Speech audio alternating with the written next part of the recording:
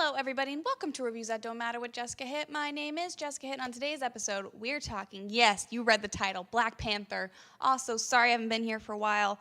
Took a little bit of a break. Needed to, do some stuff. I am rusty. Wow. As you guys may know, Black Panther was very, very high on my list of things that I needed to see, most anticipated of 2018, and I will say I don't think it disappointed. I think this movie is so much fun. It's also while it's fun and entertaining and it's a superhero movie, it also has a lot to say, and I think it's more of a personal story, which is really nice considering we've been getting so many of these team-ups lately, like with Thor Ragnarok. It's not just Thor, you have Hulk in there, and then you also have Guardians of the Galaxy, which is a team. You have the Avengers all together. You have Captain America, Civil War, and Winter Soldier. We're all kind of like a hodgepodge of superheroes. And I mean, yeah, we've gotten Doctor Strange and Ant-Man and all that, but I feel like it's been a while. And I really appreciated kind of taking away and putting us into this world that we don't know in Wakanda and making it feel so small. And also, it works well in the sense that a lot of times when you see these standalone movies like Iron Man 3 or Captain America, Winter Soldier, when all this stuff's happening, it's like, why aren't the other Avengers around? Why isn't nobody calling anybody and being like, hey, can you get over here and help me with this? This was such a personal story and didn't have any room for any outside interference. And the people that they do bring in from the outside, one person really, and that's Everett K. Ross, which we were introduced to in Civil War, fit into it actually really nicely. So I thought that was really great that in the movie, I never stopped and thought like, wow, why aren't they calling Captain America since he knows about Wakanda? Like, why isn't he here? And the story was also so good that I wasn't wondering where the hell Bucky was this entire time.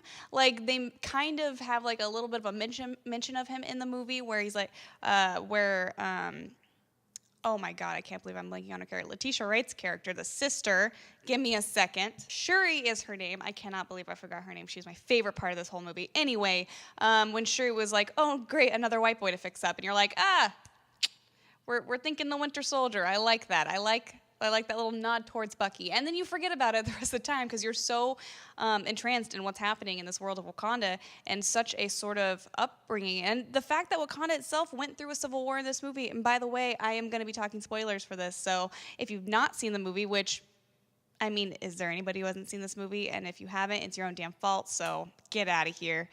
Anyway, for those of you who either don't care enough to turn away from this or who have seen it and want to talk about spoilers, this civil war that they're going on within Wakanda was so interesting, and I really want to know more about like the different factions and like there's these five different like tribes that make up Wakanda, and I want to know like who works well together, who doesn't. Like, obviously, we got a little bit of that with, like, the mountain people, with M'Baka.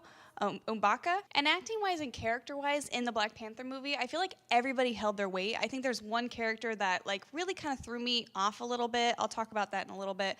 But otherwise, I mean, you have Chadwick Boseman, who plays an amazing T'Challa in Black Panther. And it's just, like, he's so fantastic. He's also a very different type of hero that we've seen in the Marvel universe because he's very well-rounded and like soft-spoken in a way, and you don't see that very much, mainly because usually the whole dead parents thing is an issue.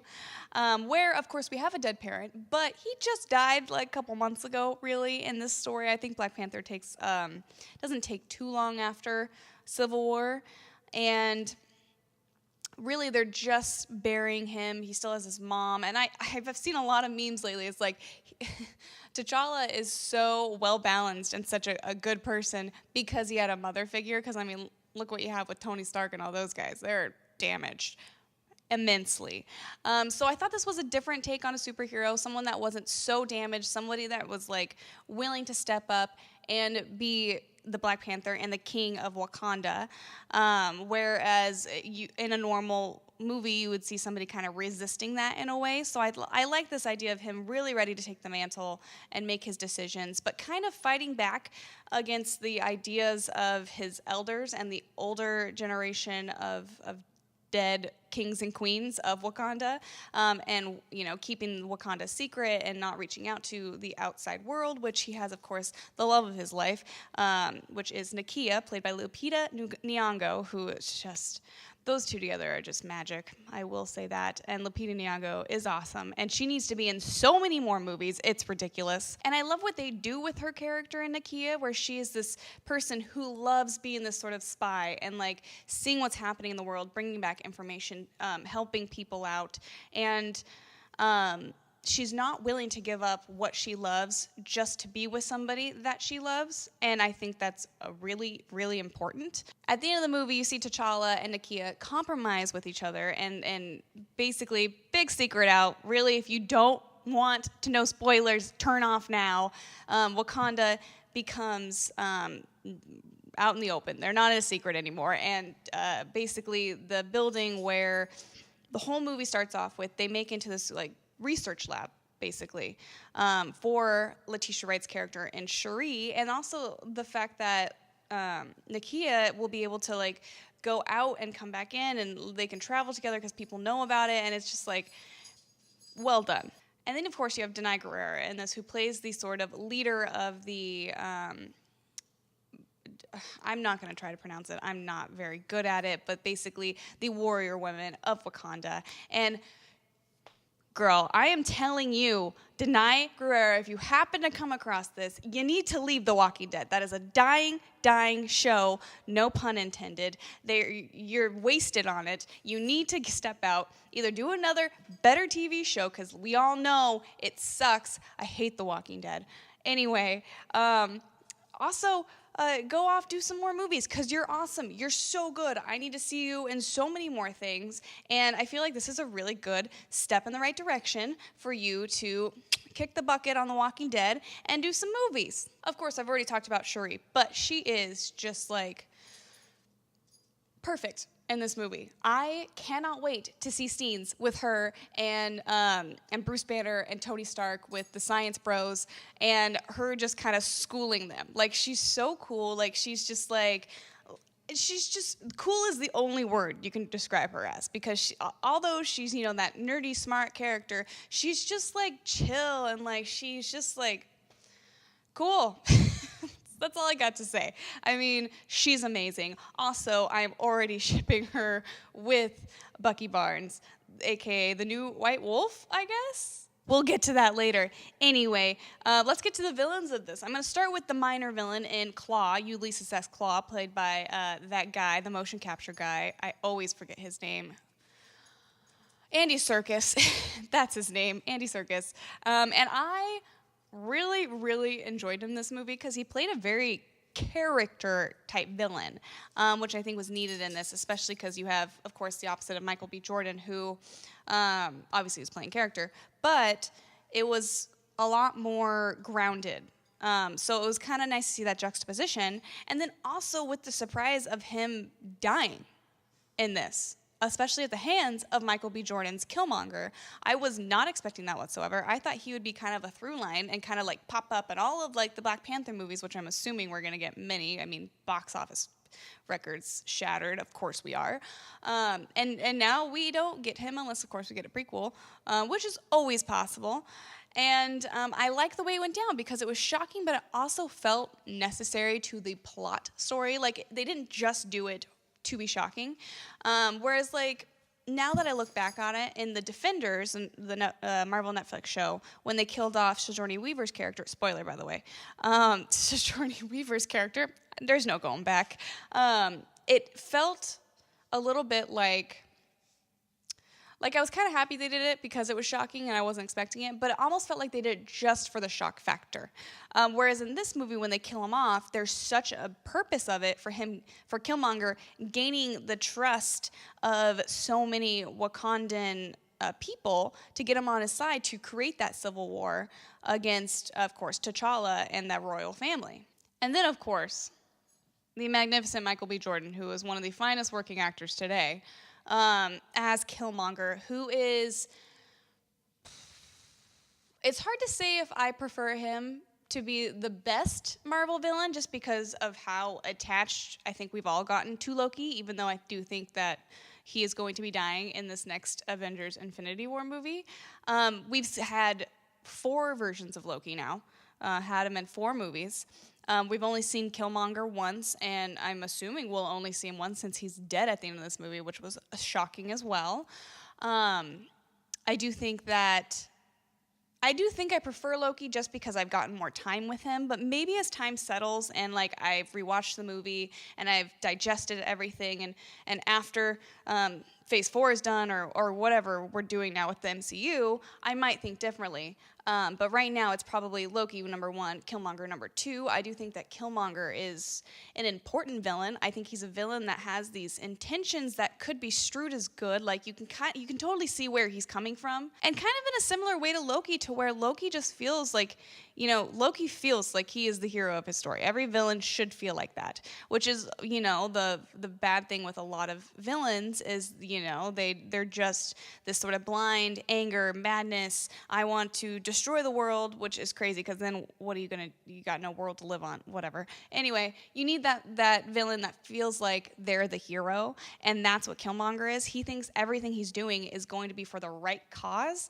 and it's the right thing. And he has, of course, that bitterness of T'Challa's father, T'Chaka, killing his father, played magnificently by Sterling K. Brown, which, by the way, the lady right next to me literally audibly gasped when she realized Sterling K. Brown was on the screen. That's how much clout Sterling K. Brown has. But I will say the one character I could not get behind and I did not understand any of his choices was Daniel Kaluuya's character. He played the best friend, supposedly, to T'Challa, but he turned on him so fast. Like, the one moment where something went wrong on his mission, he was supposed to bring back Claw, who killed Daniel Kaluuya's character's father. He wants this revenge, and he didn't bring it back because of something that happened. He wouldn't even listen to T'Challa to understand what went down on the mission.